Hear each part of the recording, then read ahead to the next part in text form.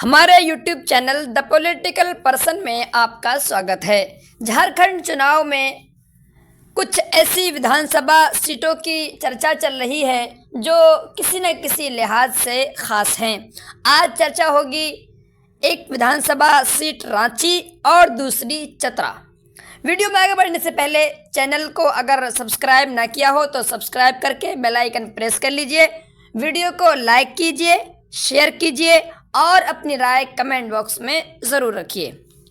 विधानसभा रांची, यहाँ पर अच्छे खासे वोटर हैं और बताते चलें रांची झारखंड प्रदेश की राजधानी भी है, तो ये सेंट्रल सिटी है।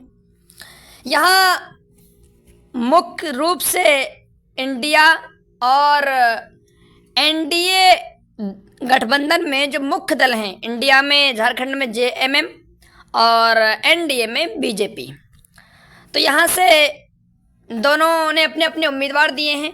बीजेपी से चंदेश्वर प्रसाद और जेएमएम से महुआ माझी। ये बीजेपी के खाते में काफ़ी अरसे से सीट है। 2005 में, 2014 में, 2019 में लगातार चंदेश्वर प्रसाद को जीत मिली है और महुआ माझी 2019 में भी जेएमएम से चुनाव लड़ी थी, उनको दूसरा स्थान मिला था और इस बार फिर से जेएमएम की तरफ से रांची विधानसभा सीट के लिए प्रत्याशी बनाई गई हैं। इस पूरे प्रकरण में इस बार नया मोड़ आया है। नया मोड़ इस तौर पर आया है कि एक नई पार्टी असदुद्दीन ओवैसी की एआईएमआईएम पार्टी, उसने भी एंट्री मार दी है और ओवैसी की पार्टी ने एक ऐसे व्यक्ति को टिकट दिया है जो शिक्षित है, युवा है, संघर्षशील है और जनता के मुद्दों के लिए जागरूक है। बिल्कुल नया चेहरा है।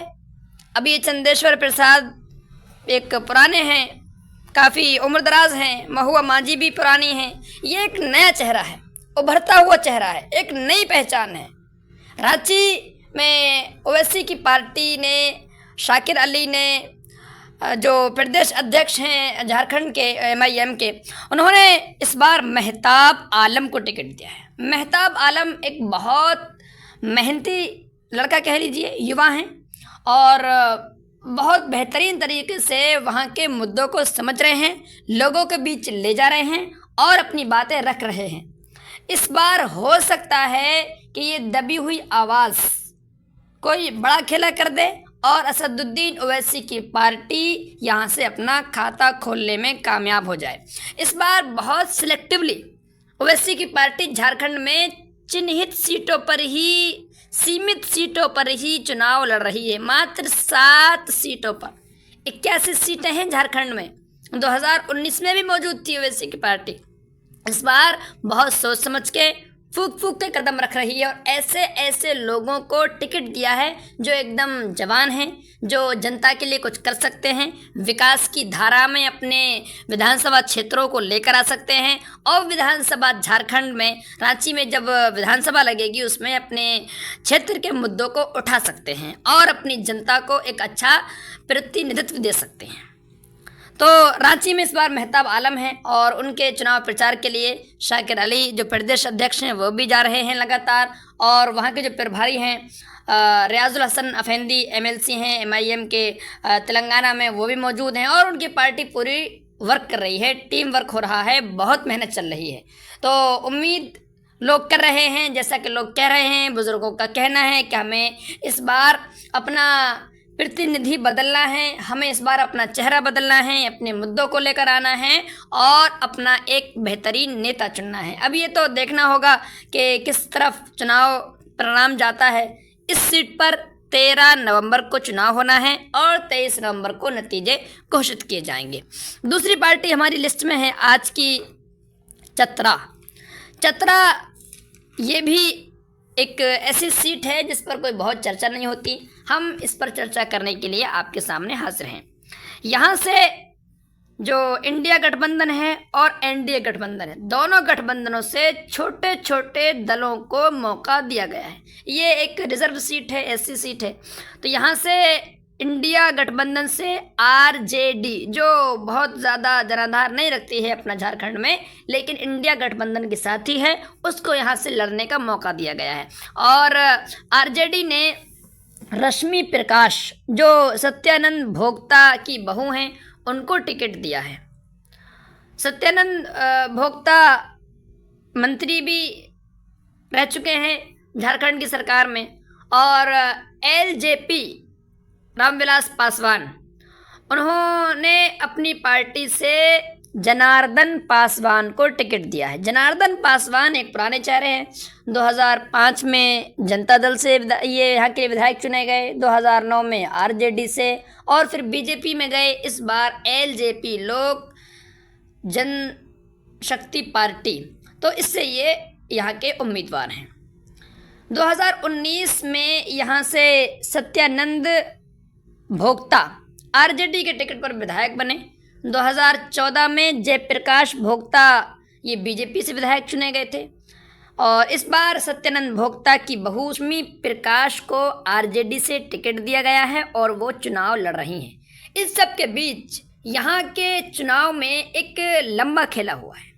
लंबा खेला ये हुआ है कि वहाँ से एक सुबोध पासवान नामी व्यक्ति, जो युवा हैं, जो शिक्षित हैं और बहुत ही संघर्षशील हैं, वो 2-3 हफ्तों से अलग अलग पार्टियों के चक्कर लगाते रहे, उनसे रिक्वेस्ट करते रहे, गुहार लगाते रहे, अपने टिकट की दावेदारी करते रहे, किसी ने मौका नहीं दिया।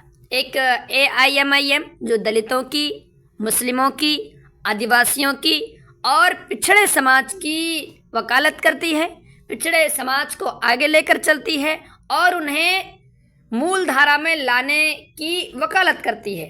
उन्होंने जब देखा कि एक पासवान का बेटा, एक छोटे समाज का बेटा इधर उधर भटक रहा है और उसको कोई भी किनारे लगाने पर, अपने सहारा देने पर तैयार नहीं है, तो AIMIM ने, ओवैसी की पार्टी ने, मोहम्मद शाकिर अली ने उनको गले से लगाया और सुबोध पासवान को MIM का सिंबल देकर चतरा विधानसभा से कैंडिडेट घोषित कर दिया। ये बताते हैं खुद सुबोध पासवान। इन्होंने नामांकन जब अपना दाखिल किया तो बताया उस वक्त में कि तमाम पार्टियों ने उनको नकार दिया। जो सही मानों में छोटे दलों और वंचित लोग हैं, जिनकी वकालत करती है पार्टी MIM, उन्होंने उनका आभार व्यक्त किया और कहा कि इस बार हम जीत कर आएंगे तो यहाँ का नक्शा बदल कर रख देंगे। ये भी युवा हैं, देखिए रांची में भी युवा और यहाँ पर भी युवा।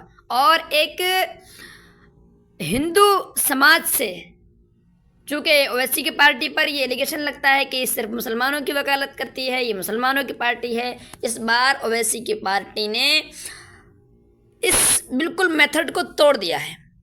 झारखंड में भी ये जो पासवान समाज से आते हैं, इनको मौका दिया है और इनके बेटे सुबोध पासवान को टिकट देकर सम्मानित किया है।